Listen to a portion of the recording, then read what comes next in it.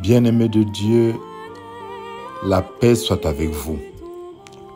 En célébrant aujourd'hui la solennité du Sacré-Cœur de Jésus, nous sommes invités à contempler l'amour infini et miséricordieux de Dieu, manifesté pleinement en Jésus-Christ, notre bon pasteur. Le prophète Ézéchiel, que nous lisons dans la première lecture au chapitre 34, nous décrit un Dieu proche, un berger qui ne se contente pas de garder ses brebis, mais qui part à leur recherche lorsqu'elles sont dispersées ou perdues. Voici que moi-même, je m'occuperai de mes brebis, je veillerai sur elles. Dieu ne laisse jamais ses enfants errer seuls dans les ténèbres. Il s'engage personnellement à chercher la brebis perdue, à la soigner, à la ramener au bercail. Il nous connaît chacun par son nom. Nous sommes dans sa main et sa puissance nous couvre. Cet amour est patient, tendre et fidèle. En célébrant le Sacré-Cœur, nous sommes invités à trouver en Jésus un refuge sûr, un lieu de paix intérieure et de repos pour notre âme, car Dieu ne veut pas seulement punir ou juger, mais surtout protéger, réconforter et restaurer chacun dans sa dignité d'enfant de Dieu et dans sa paix. Saint Paul, dans la lettre aux Romains, notre deuxième lecture au chapitre 5, nous rappelle que cet amour de Dieu n'est pas seulement une idée, mais une réalité vécue, prouvée par la mort de Jésus sur la croix et surtout manifestée par le don de l'Esprit Saint. Frères, dit-il, l'amour de Dieu a été répandu dans nos cœurs par l'Esprit Saint qui nous est donné.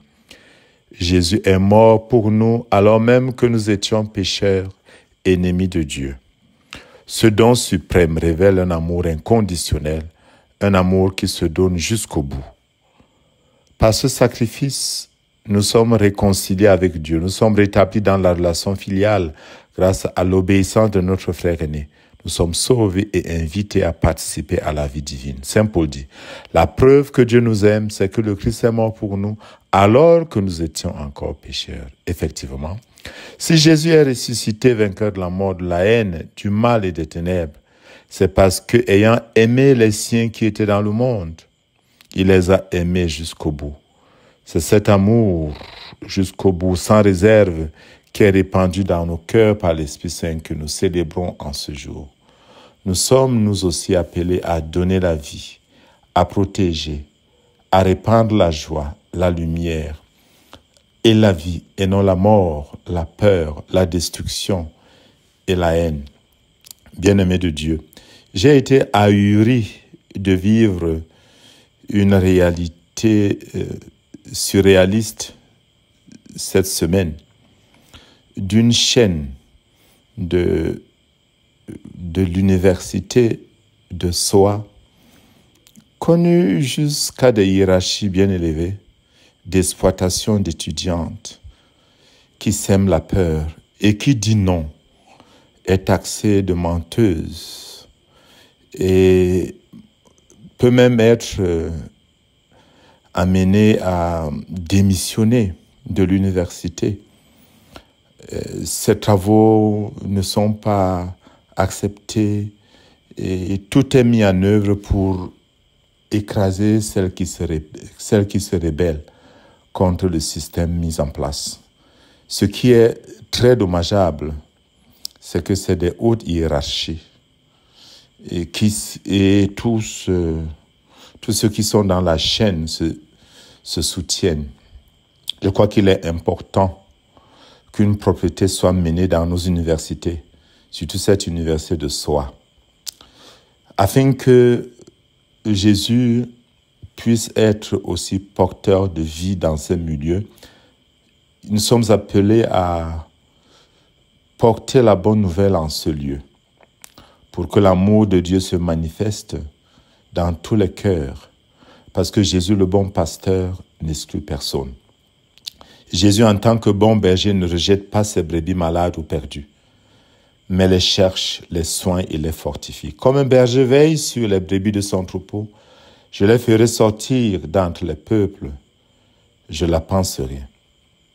Jésus donne sa vie pour ses brebis. Le bon berger donne sa vie pour ses brebis, nous dit Saint Jean au chapitre 10. Jésus reconnaît personnellement chacune de ses brebis. Je connais mes brebis et mes brebis me connaissent. Cet amour est intime, fidèle et constant. Jésus conduit ses brebis vers la vie, la paix et la sécurité. Il marche en avant et les brebis, entendant sa voix, le suivent. Cet amour de Jésus appelle à la confiance et à la joie, car le bon berger ne laisse jamais ses brebis seules, même face au danger.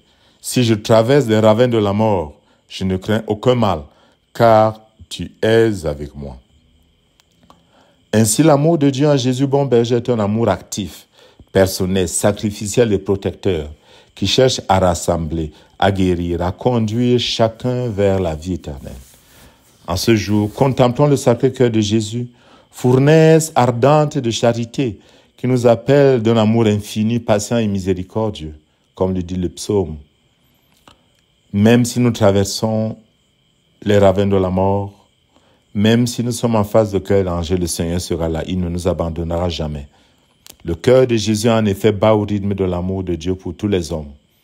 Et c'est ce cœur que nous célébrons. C'est transpercé, c'est pour mieux répandre sur nous la grâce de sa miséricorde et de sa paix.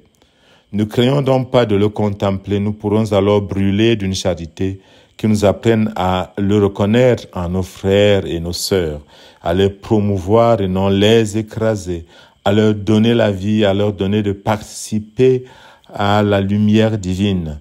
Que cet amour embrase nos vies, que cet amour embrase nos familles, que cet amour embrase notre société, notre pays, nos écoles, nos collèges, nos universités, nos paroisses et diocèses.